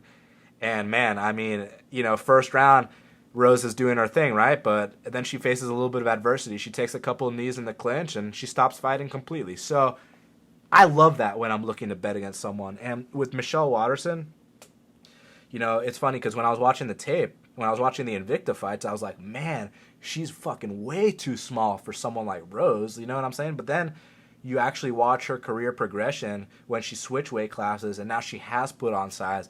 She does look like a strawweight, and I believe look, we know her technique's on point. I mean, it's the karate hottie, man. She's technical. We know all that, but what I really care about most is the mentality here. And if we say that they're both, they both got the same skill level, who's the tougher one out of the two? Michelle Waterson's 10 times well, I was about to say 10 times hotter. That's true. This is true. But what I meant to say, Sean, is that she's 10 times tougher. And that's all I care about. You know what I'm saying? When I'm trying to bet someone. So I'm for sure taking the shot on Waterson. I think that she simply wants it more. I mean, I've heard Rose in interviews saying shit like, she feels like she doesn't have a purpose. And, I mean, dude, Rose is so mentally weak. I'm just like, I can't fuck with her at all, man. And also another thing, you know how we were talking about Shane Burgos, but we were kind of joking. We were like, if he has a shaved head with a ponytail, what kinds of other decisions is he going to make, right? But I was just joking about that. Well, I'm not joking about when I say that Pat Barry is 37 years old and Rose Namajunas is 24 years old and they started dating 10 years ago. How come no one talks about that, Sean? You know what I'm saying? And people might be like, oh, that has nothing to do with the fight. I think it might because, I mean, like, there's something mentally off with her. You know what I mean? Like, dude, okay, I'm 27 years old right now, right, Sean? So, like, that's the age that Pat Barry started dating her. Like, dude, like, I don't even want to fucking see a 20-year-old. You know what I'm saying? Like, you got to be 21 and up. And even then, man, I'm carding. I'm asking for ID, bro. Like, I need proof. And this dude is 27 years old dating a 14-year-old. You know what I'm saying, Sean? And then you see the mental... Are you saying that, like, that somebody in your life who wants to assert some kind of control on you, and you kind of show this thing where you can be controlled by that person, even though you might not want to, because obviously if you're dating somebody who's 14 and they're in their mid-20s, that's a little late weird. 20s. And perhaps that could not only be equal to a fighter controlling you when you don't want to be controlled by the fighter. I mean, not only that, Sean, but it means that she makes questionable decisions, not just outside the octagon, but inside the octagon as well. And when you're making those kind of questionable decisions, you have those mental lapses. I want nothing to do with you except to bet against you. And right now, the UFC, I mean, it's pretty fucking clear what they want with this matchup. It's pretty damn clear. They want Michelle Waterson to win this fight. I mean, is Rose Namajunas the one doing the press luncheons? You know what I'm saying? She ain't getting no media luncheons. It's Michelle Waterson that's doing the press luncheons. You know what I'm saying? Like she's got cameras in her face and she's eating lunch with the media. Like, that means that they want Michelle to win. That means that they're bringing in Rose to lose. And they know something that a lot of people don't know, something that you and I probably know. And that's that, this is a spot where there is a lot of pressure on Michelle. I agree with that. But it's a spot where she can totally take advantage of the situation and use Rose Namajunas as a stepping stone to get the title shot against the Jessica versus Joanna winner. And I truly believe that's what's going to happen. Now, stylistically, obviously we got to break that down. So I mentioned how they might have similar skill sets in terms of techniques, even though I think Karate Hottie is more technical. But let's just say the skill set is even. I think the mental side of things is what's going to take over here. I think that Karate Hottie is so much tougher. I know she had that one slip-up in Invicta, but I mean, look, you get caught with a nice guillotine. It is what it is. I think she's learned from that. She's grown, and I think she's going to get the victory here, Sean. Unanimous decision. And I'm going to put 2 units on it, too. 2 units? A chick. I know. Crazy, right? But, hey, last time it worked, man. But last time was 1.5. Now I'm up in the stakes, man. Let's do it. By let's, like us, I mean you. You do it, and I'll root for you. Yes, sir. I mean, if I'm watching it. Right. I won't be. Yes. Is that your breakdown? Oh, no, my breakdown is that I know who could beat both these girls. Do you know who could beat them both? Joanna and Jessica. No, King Kong. Because I saw King Kong last Sunday, and King Kong is huge, and his CGI is very good. The movie itself, not that great, a little slow. You know what I'm saying? Like, fun, but, some stereotypical shit. But when it really comes down to it, which is King Kong fighting monsters, that part's super fun. So go see that, and keep in mind that King Kong could beat up either of these chicks. So that said, who you got? I'll take Waterson as well. I think, perhaps the stretches that we're making with the dating Pat Barry and stuff like that. It's not a stretch, man. I've been saying that for the last 3 years. That's not bullshit. Angles like that are not bullshit. That stuff actually is real. You know what I'm saying? That doesn't mean that you get a win because you know this. I'm just saying that stuff is real. If you see Instagram pictures of a guy who's, very into partying, and he's going to be at home fighting a really disciplined, tough guy, that matters. This is this guy's real life that's unrelated to fighting, his personality type, playing out in a cage versus another guy. Like, that stuff matters. It happens. You should be watching it. You should be paying attention to it. And the idea that you brought up, while seemingly unrelated, is completely related, makes a ton of sense, and if you stick around long enough and watch shit like that happen, you'll understand why it does make sense. So Daniel's right with that. When people are fucking up their normal lives all the time, and you see them, you know what I'm saying, like, go up against something strong, something like adversity in the cage, and not make it past or kind of give up, those two things are the same thing. No doubt. Oh, dude, I got another example for you. So when she fought Carolina, it was actually in Atlanta, right? So I was there, and my boy Mike Biggie Rhodes was cornering T. Wood. So MMA Genius and I hung out with Biggie a little bit at the hotel, and Rose was there, and, she had her dog with her, and, you know what I'm saying? She's got an emotional support dog. You know those dogs that, they wear, the vest and shit, and, Look, really? Yeah, she had an emotional support dog. Look, I love dogs, and honestly, if for normal people, hey man, if that's what you need, I'm not talking any shit because look, we all go through things, we all handle things differently, and dogs are amazing. They're great. They're a great comforter. They're great supporters. I totally get it. But Sean, when you fight in the UFC's Octagon, you're a fucking warrior. You're a gladiator. You don't have an emotional support dog when you fight in the UFC's Octagon, man. So, I mean, that, to me, it's like, it's not mentally weak to have an emotional support dog for a regular person, but for a gladiator, a warrior, you know what I'm saying, Sean? I'm just like, I just can't fuck with her, bro. It's a problem. I agree. Yeah. Right. That doesn't, seriously? I'm 100% Was it like a little serious. yippy dog? Yeah, it was a Like, little, it's a with, little like, fucking Harry dog the with the vest, and it's just like, Oh, and like she's walking around the lobby with it without a leash, and it's just like, oh my god, bro. Like, and like you could tell she's like clearly like she like walked up to like the front desk like 10 times in a row just so people could see her with her dog type thing. You know what I'm saying, Sean? It was like that. I hope Pat Barry gets mad at her and leg kicks her dog. Damn, son.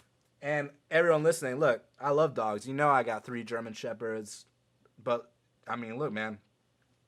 Emotional support dog when you're a gladiator, when you're a warrior, when you're a UFC fighter. You know what I'm saying? There's a reason some people are mentally stronger than others. I don't think Michelle Waterson's going to be having any of that, man. So, I got her with this UD, and I hope she comes through. I hope she proves me right, man. So, let's go, Michelle. I mean, look, this is the opportunity of a lifetime, and she's being set up to win. I mean, the UFC clearly want her to win, so I hope she seizes the moment. I mean, as far as the interviews are concerned, man, she sounds focused as hell. I mean, she's fighting with a purpose. She knows why she's there, and she wants to be there. Rose, like, you know, like I said, she's like, I'm trying to find out my purpose, and Rose is kind of going through the motions. And I know Rose is kind of young, but there's one thing when you have your regular age, and there's another thing when you have your fight years age. And not saying that she's over the hill or anything, but she already fought for the title and lost, and that's a big deal in a fighter's career. You know how it's about climbing that mountain. You know, if you push a boulder over a mountain, Sean, and then once it gets to the top, it starts going down. Tell me what's tougher, Sean, to push it up initially up the mountain, or once it's already over the hill and it's going down, to run back down and push it up again? You know it's much harder to run back down and push it up again, right, Sean? So I feel like it's that situation,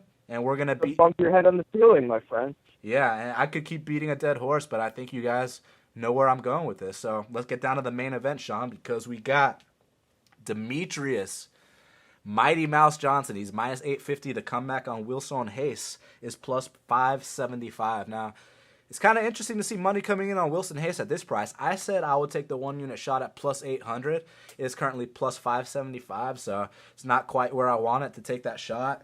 I mean, look, DJ's he's better everywhere, man. And not only that, he's a better athlete, too. I mean, but I like Wilson Reis a lot, man. He's a really strong guy.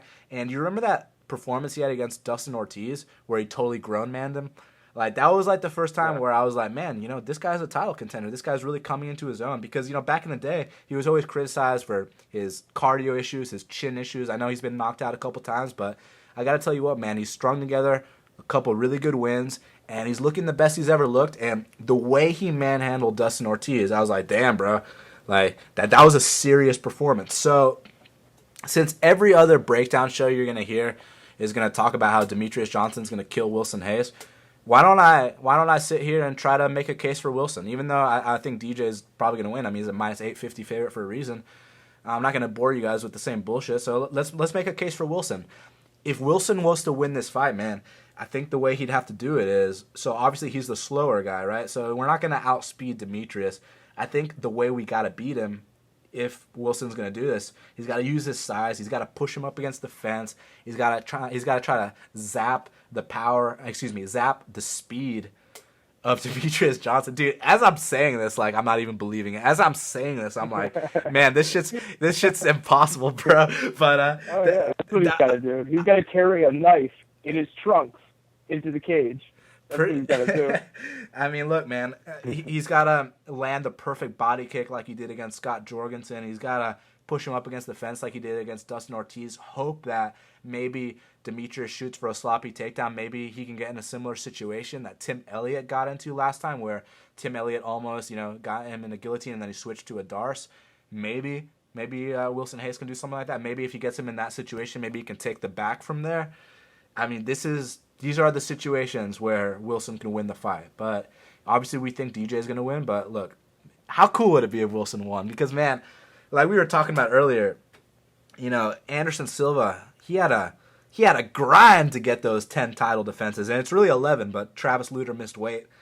And, DJ, he's had a grind too. I'm not going to discredit his hard work. He's an unbelievable fighter. He's one of the best of all time. But, when you're defending your title against Chris Carriasso, Tim Elliott, I'm just like, man, I don't want to say he doesn't deserve to tie Anderson's record, because if he wins, he absolutely does deserve to do it because he's fucking winning. So it's just, I guess, as a fan, since I'm not betting on this fight, I'm putting on my fan cap and trying to be like, man, I only want Anderson to have that record. Because remember when Anderson lost to Chris Weidman the first time, and Anderson's son was like, it's going to take, over 10 years for someone to break Anderson's record. And I truly believe that. But I feel like, DJ's just been fighting such easy competition. Not Joseph Benavidez, not Henry Cejudo. Those guys, Kyoji Horiguchi, those are tough guys. But these other guys, these Chris Carriasso and Tim Elliott guys, Tim Elliott's a tough guy, but look, he's 2-5 in the UFC. Chris Carriasso, who the fuck is that guy? You know what I'm saying? So I hope Wilson Hayes finds that second gear to get this done. But it's minus 850 for a reason, Sean. Yeah.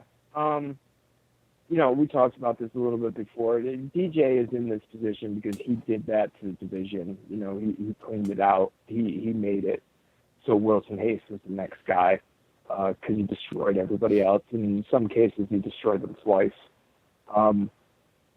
He's a machine. He's the best fighter in the sport. Everybody has to fall off that pedestal, though, sooner or later. And we've been talking about that for a while, is that somebody is going to beat DJ. And it's not going to be the person who you think has a chance to beat DJ. It's going to be some weird situation where that his head wasn't, in retrospect, you're going to be like, DJ's head wasn't in it. In the rematch, he's going to crush him, blah, blah, blah. But, yeah, he lost. I get it. That can happen. That could happen with anybody at any time, and it's not really something that makes you a bet, though, unfortunately. It'd be a little bit more enticing if Wilson Hayes wasn't so much of a known commodity. Like, we've seen this guy's entire career, and it's been a long one.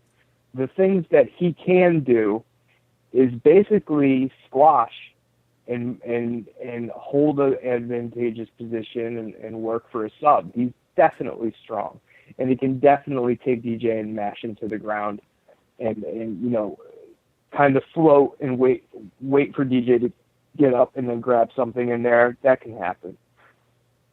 Striking wise, in my opinion, he's got dick for DJ. He's just got nothing.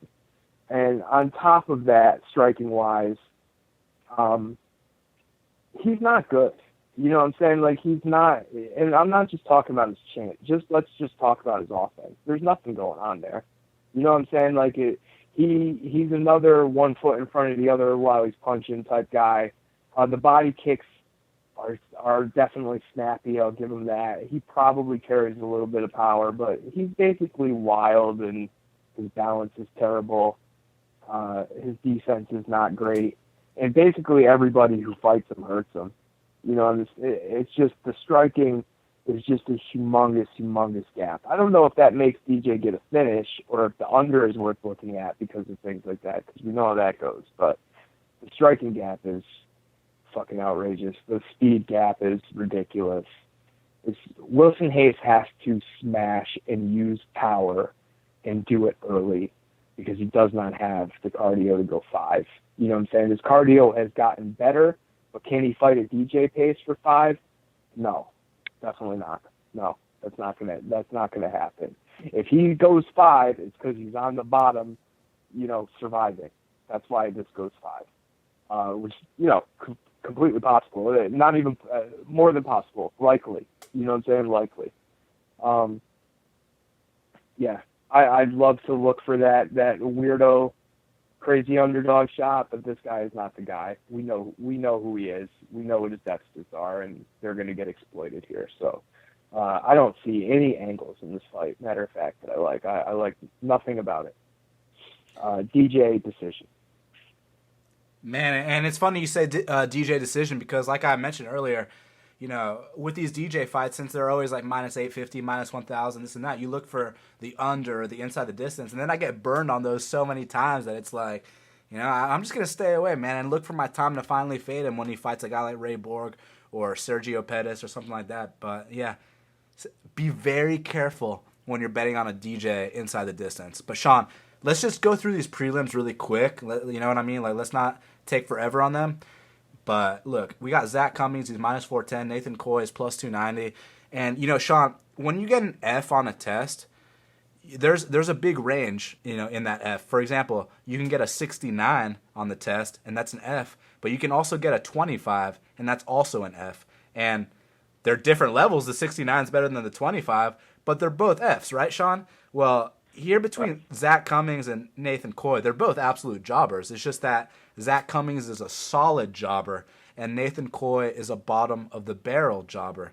So I think Zach Cummings being the bigger, stronger guy that he is, even though Nathan Coy is a decent wrestler, I see Zach Cummings doing what Zach Cummings does and being the bigger, stronger guy, making it dirty and making it ugly, whether he finishes him with a submission, whether he wins the 30-27. I got the minus 410 favorite here. Yeah, I've got Cummings in a parlay with Sterling. That's 2.07 units, minus 103. I like Cummings a lot here. Here's the thing about Cummings. He's a step above a jobber, really. The things that he wants to do to you, you have to be able to do Santiago Ponzinibbio things to stop that from happening to you. Nathan Coy has none of those things, will not stop that from happening to him. He will get tracked down and beaten up. So I like Cummings inside the distance.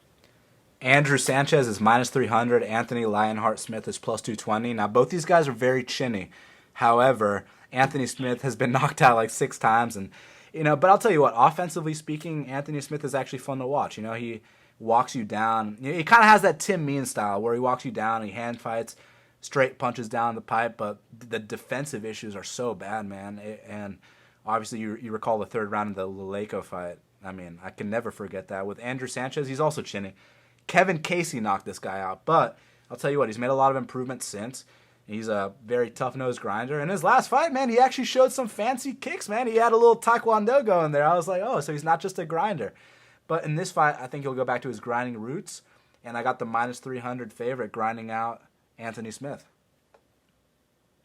I was looking to bet this fight. The number wasn't what I wanted, so I skipped it. Anthony Smith, a tough guy, dangerous early. Basically, this fight is Road A.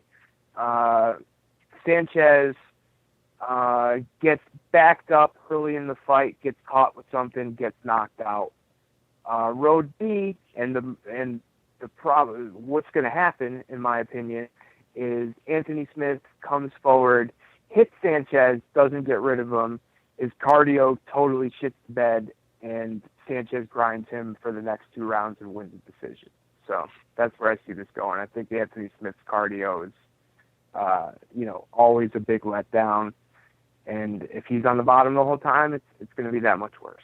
So Sanchez. Jake Collier is a plus 105 dog, and Devin Clark is minus 145. Now, I've actually bet on Jake Collier in all his UFC fights, so I'm 2-2. I know what the problems are with him. The problems is that he gets off to a really dominant start, and sometimes he'll just randomly shit the bed. I mean, you recall the Vitor Miranda fight. He absolutely dominated him, and then with 10 seconds left in the round, he gets head kick knocked out. You recall the Dongyi Yang fight. He's dominating the guy, and then second round comes around, he's shooting for sloppy takedowns, he gets pounded out. So those are the issues with him. But then when he actually wins fights, the Ricardo Abreu fight, stood up and banged for 3 straight rounds, had the better shots there, and also the fight against Uda had a very nice highlight reel finish with the spinning back kick. So he's capable of finishing fights. He's capable of being finished. And also, Devin Clark, he's capable of being finished as well, as you saw in his UFC debut against Alex Nicholson. But then in his return fight, he got back to his grinding roots. So I don't know, man. It's a really tough one to call. I'm going to go with Jake Collier. But, I mean, There's a reason I'm not betting this fight, Sean, but I'll say that Jake Collier, stuffs the takedowns and gets the better of the shots on the feet. I always bet Jake Collier too, and I usually win on Jake Collier. I like him, and I'm also not betting him. It's because Devin Clark, at his fastest and most explosive, if he lands, he'll probably hurt and get rid of Jake Collier, or at least beat him up to the point where Jake Collier doesn't have enough to come back.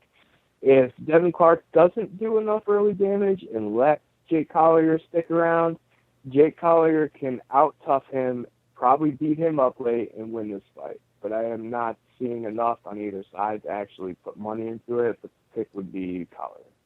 All right, well, Sean, before we get out of here, the fight to watch and the fighter to watch. So Sean Carey Tattoo, what is the fight to watch for UFC Kansas City? Fight to watch is Duke and Wah. I want to see what they want to happen. I want him to come out and look like a world beater and crush somebody that hardcores know is terrible, but that more casual people don't, and they get psyched up about this kid and they want to watch him more and they're interested in the next time he fights, and then more people watch. That's what we're looking for. That's what the UFC is trying to do. And, I'm not immune to it. If you give me a young hot prospect and give him a fucking sheep and he fucking executes the sheep and eats it, I'm going to be pumped too, and I'm going to want to see him too. So, yes, that's what I want to happen. I want Duke and Wah to live up to the hype. So watch that fight. If he doesn't live up to the hype, it's probably because Patrick Williams knocks him the fuck out. So that's fun too. Either way, something weird is going to happen, like you said earlier. So as far as entertainment value, that's the one. My fight to watch is Robert Whittaker versus Ronaldo Jacare Souza. I mean, this is the opportunity of a lifetime for Robert Whittaker. I mean, he's literally worked his entire life to get a shot against this top 5 guy. If he wins this, like I said, he's going to be next in line for a title shot, after Yoel, right? He's gonna put his place in the queue. Let's just put it like that. I know there's a bit of a logjam, but and then with Jacare, if he wins, I mean, the dude's already kind of in line. He's also behind Yoel. So the winner of this fight is going to stand right behind Yoel for one of these next title shots that's eventually going to happen, right, Sean? So that's my fight to watch. Who's your fighter to watch, man? Fighter to watch is going to be Robert Whittaker. This is his chance to kind of confirm everything that I and me and you have thought about him the whole time. So, if he's going to show up, he needs to show up now. And this is a winnable fight for him, and if he wins, it's most likely because he's knocking Jacare out, and knocking Jacare out is a big deal. On the other side of the coin, if he loses, it's not the end of the world. He's still very young. He's kind of expected to get subbed here. It's not a terrible thing if he loses and learns something here. The thing that I'm more pumped about is, in the 90s, there was this round robin of guys in the same weight class. It was like De La Hoya, Trinidad, Vargas, Ike Corte, like a bunch of these really good guys floating around the same weight class. And we're on that verge in the middleweight division. You know what I'm saying? Like, the top 8 guys are pretty fucking good. And they could be switching off and fighting each other for the next couple of years, and it could be very entertaining. Even though that some of them are, they're getting up there in years and they're on the way out, and some of them kind of young and maybe a little bit on the untested side, that's all going to switch around. Veterans are going to have veterans need performances. Young guys are going to get better. Oh yeah, the 85 division is awesome. And if Robert Whittaker shows up big here, it's even going to be better. Think of what the top 5 is like. Think of GSP being thrown back in that. He might look good. Yeah, it's fun, man. But Robert Whittaker, here's the time, man. This is it. This is the one. So go out there and get it done.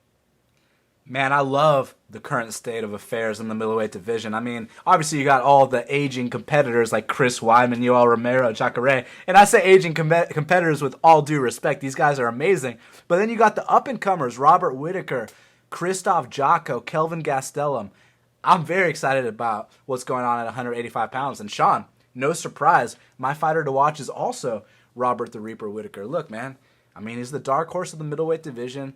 And not only that, this is one of those plays where people are telling me I'm stupid. People are telling me that I'm crazy, but I'm not crazy. And I think Robert Whittaker is destined to be the champion, baby. And, man, when he knocks out Jacare, it's going to open a lot of eyes. Now, obviously, Jacare gets on top of him. We already know what to expect. But, we talked about how, it's Rumble's time and this and that. And it turned out it really wasn't. Well, oh yeah, I forgot we said that. Let's pretend we didn't say that. You know what? But look. We're gonna right the wrong here because I said it was Rory's time the second time he fought Robbie. I said it was Rumble's time last week. Third time's about to be the charm, Sean, because this is Robert Whittaker's time, and he will defeat Jacare, and he will get a title shot. So for that reason, he is your fighter to watch. Now, Sean Carey, man, another fight card prediction in the books. This episode of Half the Battle is a wrap, and next week we're going to be previewing UFC Nashville. And if the opportunity presents itself, I'm going to see Sean Carey in person. That's right. I will be there. I'll be there rooting for Diego Sanchez for all I'm worth. Oof. That card's not good. Have you looked at it closely? Yeah, but don't tell me that, man. I'm the one making the drive. I know you're making the drive too, but don't discourage me. I still want to see you. So. And you know what? I'm just going anyway, dude. I went to that Pittsburgh show. It will be 100 times better than that Pittsburgh show. You know what fight I'm pumped about, man? I'm pumped about this Mike Perry versus Jake Ellenberger fight because I know someone's getting knocked out, and I have a feeling I know who's getting knocked out. We're going to talk about that next week, but I'm really excited about that fight because I know those two are going to throw down until one guy falls, and I know one of the guys is a head case and the other guy's, a head case too. They're completely different kinds of head cases, but I have a feeling there's not going to be much stalling in that one, Sean. No, I think that's going to be a short one. Indeed. And that's a wrap. So for everyone tuning in, this Saturday it's going down, UFC on Fox. And as always, these Fox cards are always a bit earlier. So make sure you check your local listings, right, Sean? And make sure you follow Sean Carey on Twitter at Sean Carey Tattoo. Make sure you follow me at Best Fight Picks. You can find my plays for free at bestfightpicks.com. Been fucking killing it as usual, you know what I'm saying? But yeah, this has been a good year so far, man. I mean, close to up to 30 units, but listen, man, it doesn't stop here, man. Quarter 2 starting now, and we gotta carry the same momentum, carry the same drive, carry the same spirit, and make shit happen again, man. Can't rest on your laurels, gotta keep putting in the work, and that's exactly what we plan on doing. So make sure you subscribe to Half the Battle on iTunes, SoundCloud, YouTube, and Stitcher. Leave us that 5-star review. And until the next time, let's cash these bets.